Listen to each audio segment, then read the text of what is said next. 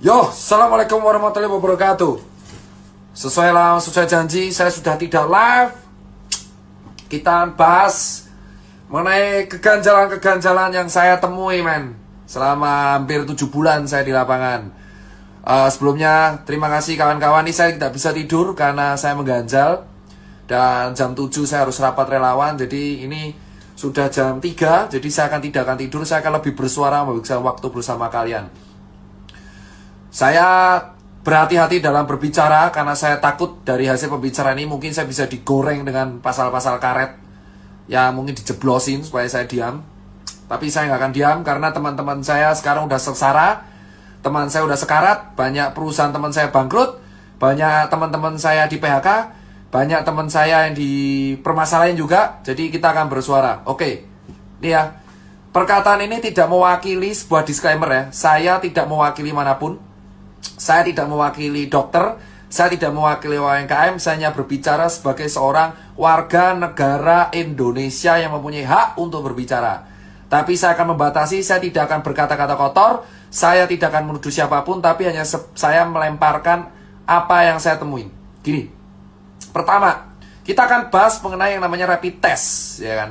Rapid test serologi pada bulan Maret 2020, bosku. Ya, asal kalian tahu, pada bulan Maret 2020, ada sebuah statement di koran yang mengatakan alat deteksi COVID diimpor.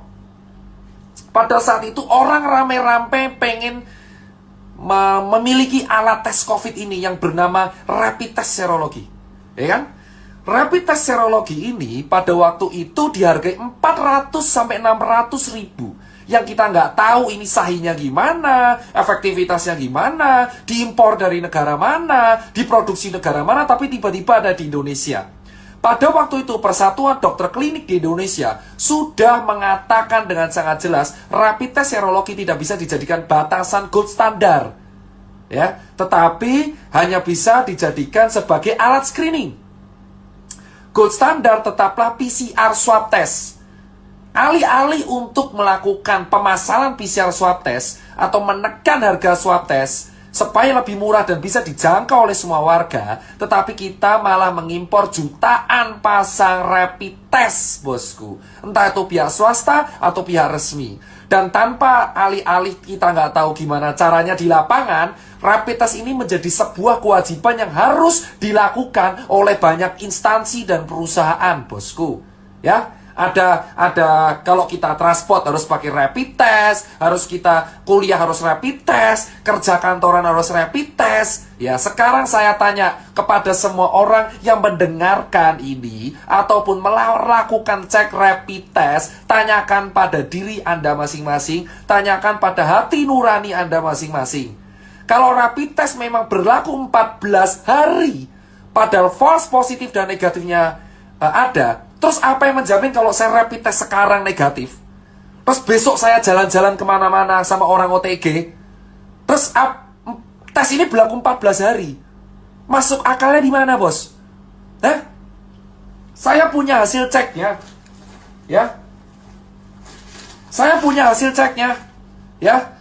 Saya punya hasil ceknya. Saya baca rapid test antibody test for COVID-19 non-reaktif. Berdasarkan pemeriksaan fisik dan rapid test pasien dinyatakan sehat dan bebas dari COVID-19 dalam jangka waktu 14 hari ke depan. Nih ya, saya kasih tahu nih. Saya sudah nih ya. Lihat. Dr. Mandirahudi, surat keterangan sehat. Lihat ya.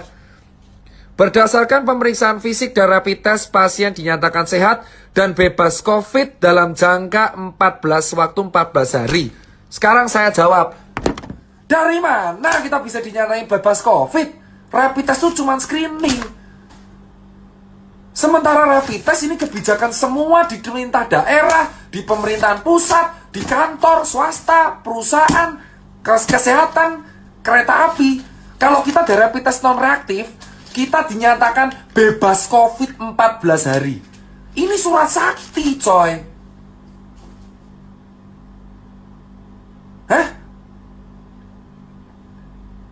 Sekarang kalian pikir pakai logika nih, hal pertama, saya di lapangan 7 bulan, saya tidak mewakili manapun, tidak mewakili relawan, tidak mewakili nakes, tidak mewakili UMKM. Saya berbicara sebagai Tirta. Nih, 14 hari. Kalau kamu rapid test, membayarkan sejumlah uang untuk rapid test, itu screening. It means kalau screening, ya itu berlakunya harus didiagnosa. Terus kalau kamu screening, ditulis rapid test antibody non-reaktif, kamu akan mendapat surat keterangan sehat. Yang dimana surat keterangan sehat ini sesuai kebijakan akan berlaku 14 hari. Jadi kalau kamu ya membawa surat ini, bosku, dan ini baru satu, ada di berbagai perusahaan banyak surat ini keluar, kamu bisa kemana-mana bebas 14 hari, bosku. Sekarang bayangkan kalau kamu punya surat ini, terus kamu makan di restoran, kamu dugem, gak pakai masker, gak pakai apapun, kamu punya surat ini, kamu tinggal tunjukin, men, saya bebas COVID loh. Terus, hah?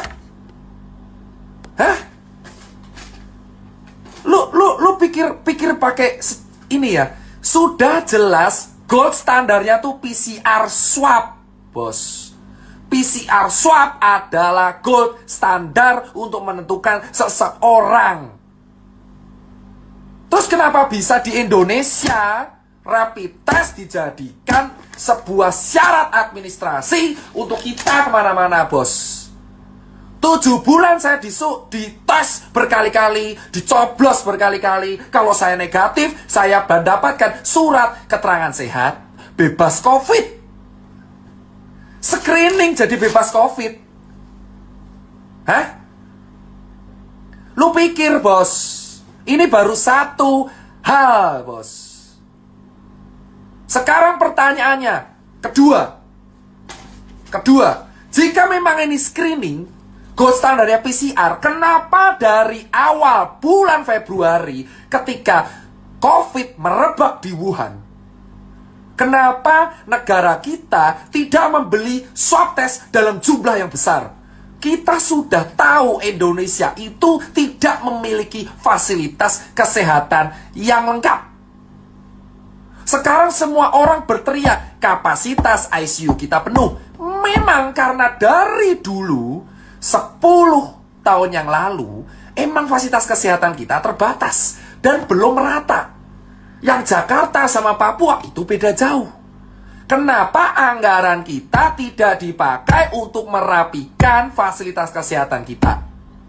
Kenapa anggaran kita tidak dipakai untuk memperbanyak swab test sehingga swab test menjadi murah dan bisa dijangkau oleh semua warga? Kenapa kita order rapid test? Hah? Kenapa kita order rapid test? Kenapa kita membuat kebijakan rapid test administrasi? Semua yang nonton, ayolah kita bicara. Gak usah menutup-nutupi fakta yang kita temuin selama 7 bulan di lapangan. Rapid test itu screening. Kenapa menjadi syarat kalau kita dapat surat, kita sakit 14 hari gak bisa kemana-mana? Hah? Emosi, bos. Karena apa? 7 bulan saya di lapangan, saya tiap rapid dapat surat ini, saya kemana-mana, ke pasar, kontak dengan orang, ya, ke daerah red zone, ya, lalu kita survei ke rumah sakit darurat, kita donasi kemana-mana, benar? Dan ketika saya menunjukkan surat ini, saya tidak dicek lagi, bos. Hah? Saya 7 bulan. Kenapa saya baru bersuara sekarang? Kita mengamati, bos. Untuk memahami sebuah sistem, kamu harus memahami sistem tersebut, ikut di dalamnya, menjadi malware. Anggap saya malware. Saya ikut sistem lama banget dan saya mengetahui bahwa, men, ada yang gak beres di sini, men. Kenapa saya baru sekarang teriaknya? Karena saya pengen melihat dengan mata kepala saya sendiri. Kenapa Ini benar realita nggak? Apakah 1 kota, 2 kota, 3 kota? Saya ke kota Joglo Semar, ke kota Bali, ke kota Makassar, Surabaya, semuanya sama, bos. Saya bisa berbicara karena saya lihat dengan mata kepala saya sendiri. Jika 4 bulan yang lalu saya berbicara, mungkin orang tidak akan percaya, nganggap saya cari sensasi. Tapi saya sekarang mengikuti sebuah sistem. Saya mengikuti semuanya. Saya keliling kota, dan tiap saya mendapatkan surat ini, saya tidak menjaga instansi ya. Siap kita mendapatkan surat keterangan sehat, ya. Loh, para dokter jangan menyuruh saya tidur. Anda bicara fakta. Surat rapid test mendapatkan surat keterangan sehat yang bisa dibuat kemana-mana selama 14 hari. Gak peduli kamu kemana aja. Hah? Anda para dokter harusnya juga berbicara. Ini udah paling aneh, bos.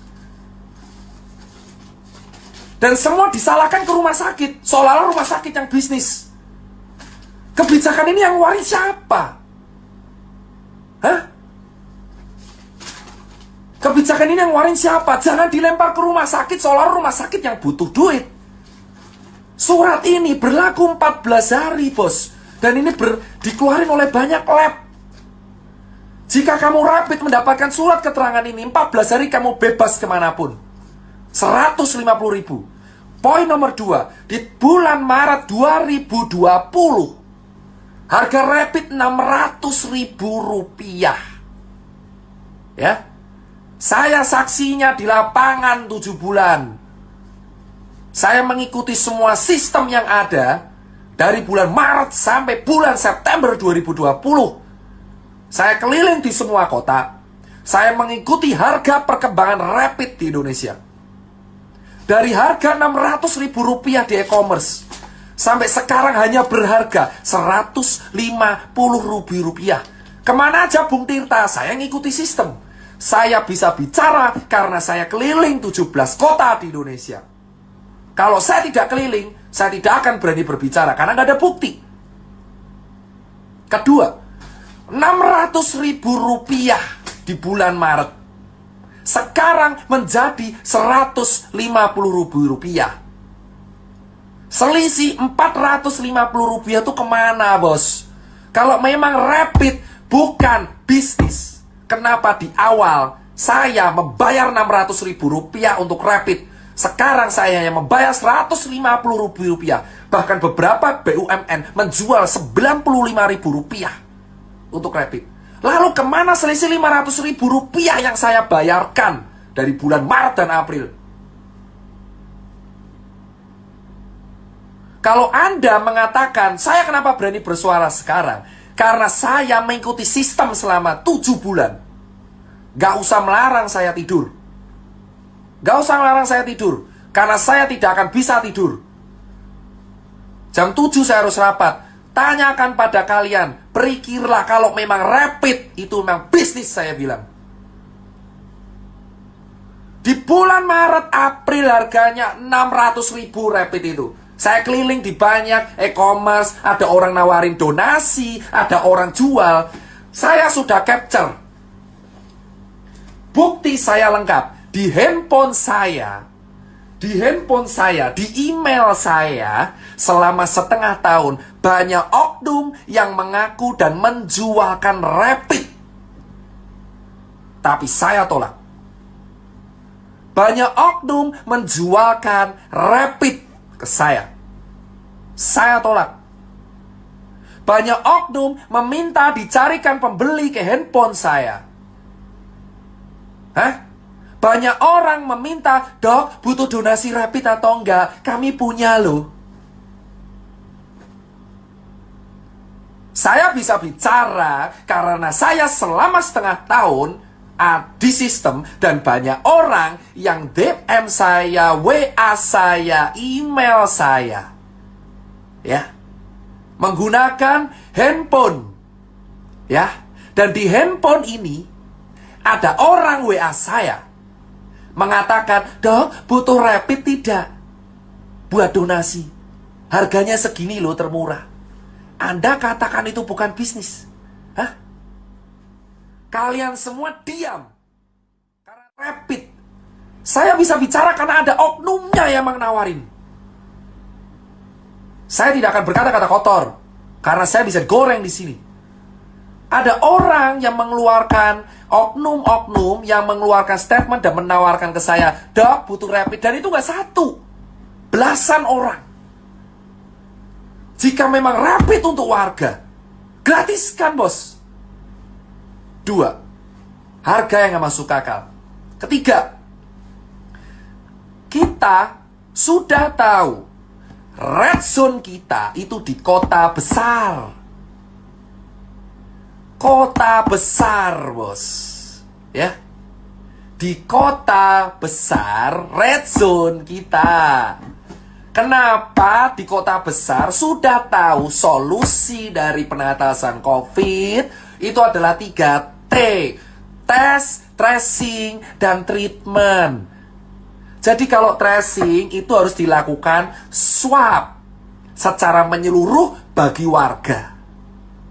Negara harus hadir untuk menjamin kesehatan rakyatnya. Kenapa kita hanya disuruh edukasi doang? Kenapa saya harus disuruh menyuruh orang pakai masker doang, bos? Kenapa kita tidak memberikan swab gratis bagi warga-warga yang terdampak di daerah red zone?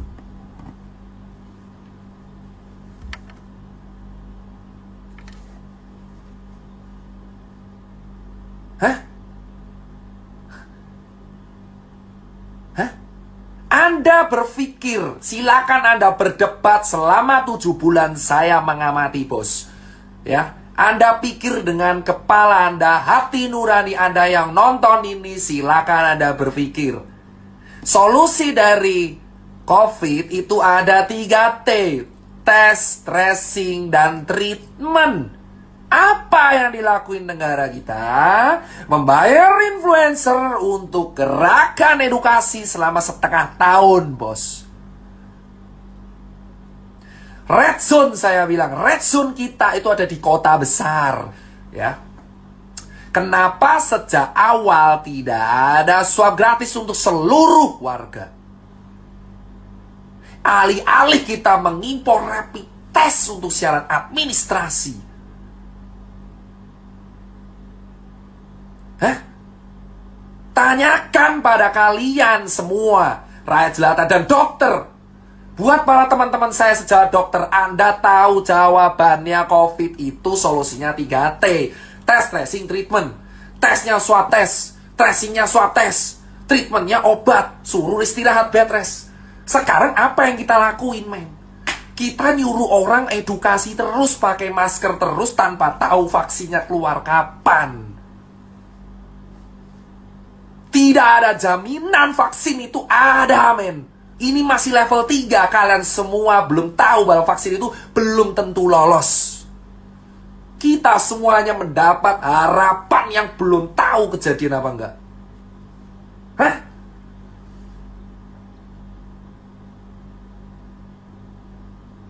Anda pikir, men? Anda pikir semuanya aku nggak. Silakan kalau misal video ini kena kasus lah, kena apa itu namanya, pasal karet atau apa. Saya tidak nyindir siapapun, cuman saya ajak kalian berpikir masing-masing dengan hati kalian dan otak kalian. Solusi dari COVID adalah 3 tes, bro. Tes, tracing, dan treatment, bos. Sekarang saya tanya kepada kalian, 7 bulan saya di sini, bos. Yang saya lakukan 7 bulan itu adalah edukasi tanpa harus tahu vaksin keluar kapan, bos. Saya harus edukasi ke 270 juta orang gitu untuk pakai masker terus, sementara teman-teman saya mati kelaparan. Hah? Harusnya swab test untuk negara, nah untuk daerah yang red zone. Kenapa malah impor rapid? Ini SKCK yang baru, rapid test. Swab test sekarang seharga 1,5 juta, 1,9 juta.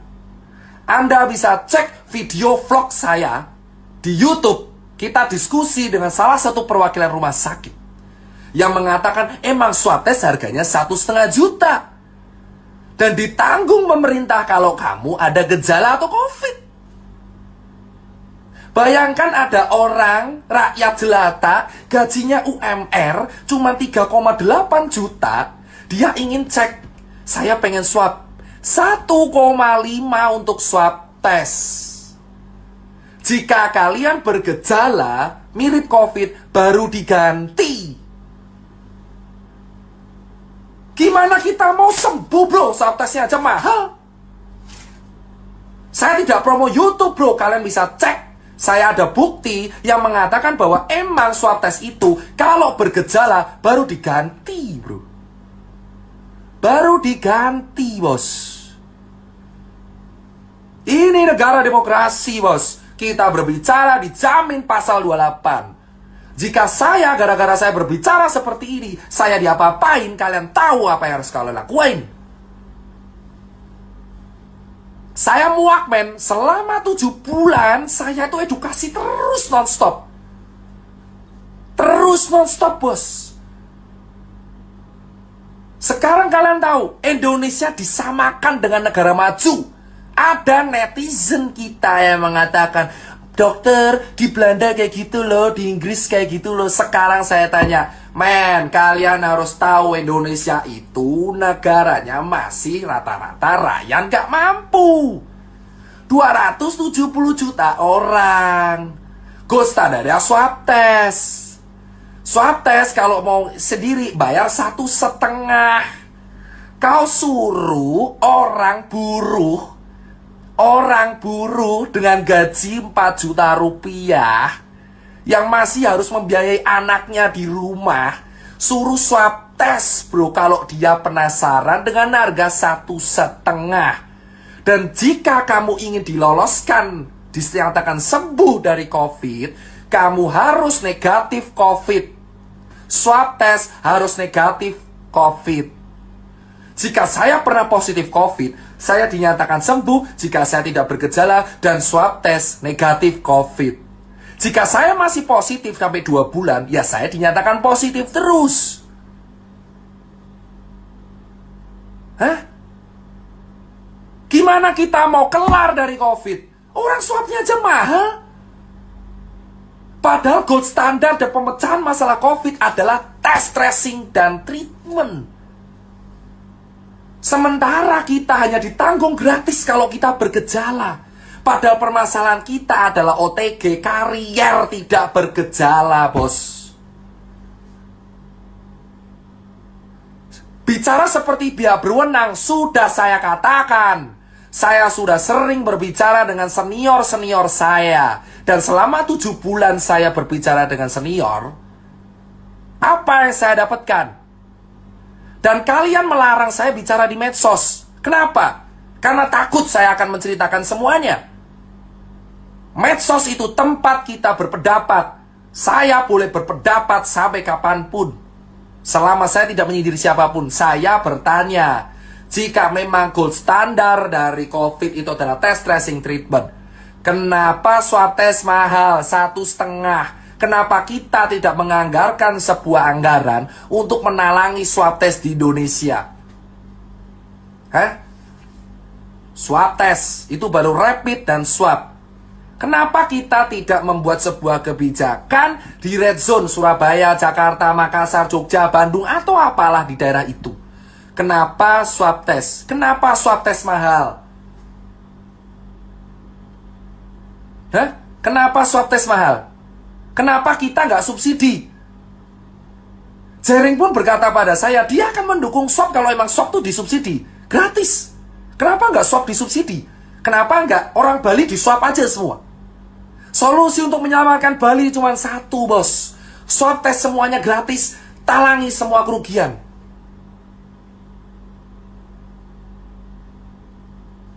Kenapa, bos? Anggaran kita triliunan. Kenapa kita takut untuk melihat swab tes gratis? Kenapa harus bayar? Mahal lagi 1,5. Dan orang bilang, ya rumah sakitnya tekor. Loh sekarang saya tanya, oke, rumah sakit tekor. Siapa yang harus bertanggung jawab pada warganya ketika dalam kondisi pandemi, bos? Relawan, rumah sakit, dokter. Kenapa tidak ada solusi warga dikasih tes gratis? Sudah jelas ini dibutuhkan. 7 bulan saya melihat orang sekarat karena COVID. Gak bisa tes karena mahal. Kalau sekarat baru diganti, kalau COVID baru diganti. Ibarat saya OTG, saya nggak ada gejala, saya positif baru diganti. Kalau saya negatif, saya bayar sendiri. Gimana kita bisa meningkatkan data kalau misalkan swab testnya aja terhambat? Itu baru nomor 2. Itu baru nomor 2. Sekarang nomor 3. Semua orang berteriak di rumah aja dari bulan Maret. Semua orang berteriak di rumah aja dari bulan Maret, bos. Hah? Semua orang berteriak di rumah aja dari bulan Maret. Terus saya tanya ke kalian, kalau orang kaya ya akan bertahan. Saya mengajak teman-teman kawan saya, orang kaya raya, Dokter Nakes dan kawan-kawan, saya tanya, itu orang buruh, PHK, pekerja harian, pekerja event, musisi, seniman, pekerja lepas, freelancer, orang nggak punya, ojek online, pedagang kaki lima, pedagang pasar, ya pegawai di mall. Hah? Kau suruh di rumah aja 7 bulan, ha? Kau suruh 7 bulan di rumah aja tanpa solusi, suruh jaga jarak, edukasi. Saya di lapangan dibenturin, bro. Saya di lapangan ketemu di Makassar, dimaki-maki saya sama orang. Dokter, kau goblok banget, nyuruh saya di rumah aja. Kau mau kasih anak istri saya makan? Saya digituin di Makassar, di Surabaya, di Jogja. Saya dibenturin langsung ke warga, bos. Dihujat habis-habisan, saya nggak apa-apa. Sekarang saya tanya, kalau edukasi kalian cuma mentok di rumah aja, ini orang mau dikasih makan apa, bos? Ini orang mau dikasih makan apa, bos? Hah? Kemarin dilarang event, bos. Event dilarang, gak boleh ada musik. Event dilarang, gak boleh ada alat musik. Hah? Event dilarang, gak boleh karena ada musik, gak boleh ada apapun, gak boleh ada apa. KPU membuat peraturan. Pilkada boleh, kampanye boleh, ada konser boleh maksimal 100. Kau pikir aja, bos. Kenapa gak dari lu aja sekalian buat kampanye ada COVID, ha?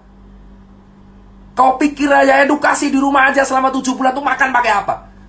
Bela negara. Memang bela negara 7 bulan gak makan, coy. 7 bulan gak makan, anjir.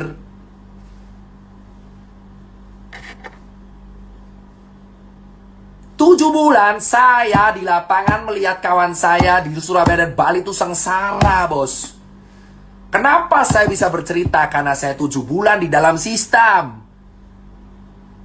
Anda mengatakan, saya kenapa bersuara sekarang? Karena saya mengamati sistem.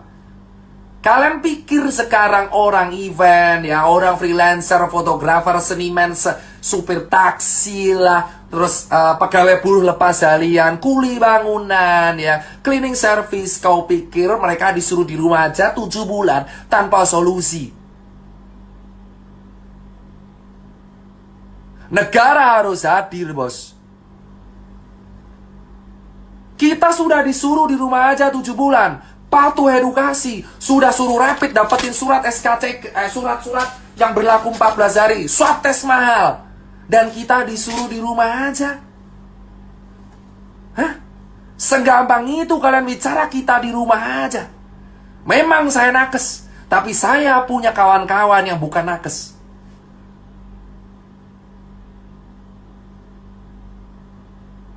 Kalian menyuruh orang-orang miskin di rumah aja. Hah? Saya tahu resiko terberat saya suara kayak gini. Dicabut izin lah, dicekal, Instagram diteror, ya kan? Apa? Doxing, hack, hah? Atau apa? Saya dituntut pasal-pasal karet. 7 bulan saya udah cukup, men, di dalam sistem. Lalu saya akan bersuara kepada kalian. Saya tanyakan kepada kalian, setiap dokter, setiap perawat, setiap relawan, setiap pejabat, Tanyakan pada diri kalian, ini orang miskin 7 bulan disuruh di rumah, mau dikasih makan apa? Gabah. Hah? Saya peduli sama nakes, karena mereka dibenturin. Saya di relawan tuh dibenturin, bos, sama orang-orang yang gak tahu apa-apa. Saya diskusi sama ojek di daerah Kebon Jeruk, mereka berkata, kita udah gak dapat orderan selama seminggu, mau makan pakai apa? Cicilan hancur. Bank tidak memberikan keringanan cicilan, bos. Maunya apa? Hah? Maunya apa, bos? Kita bicara logika, baru rapid swab ketiga. Topik ketiga yang kita angkat, ini orang di rumah aja. Suruh mau ngapain? Hah? Suruh mau ngapain orang miskin,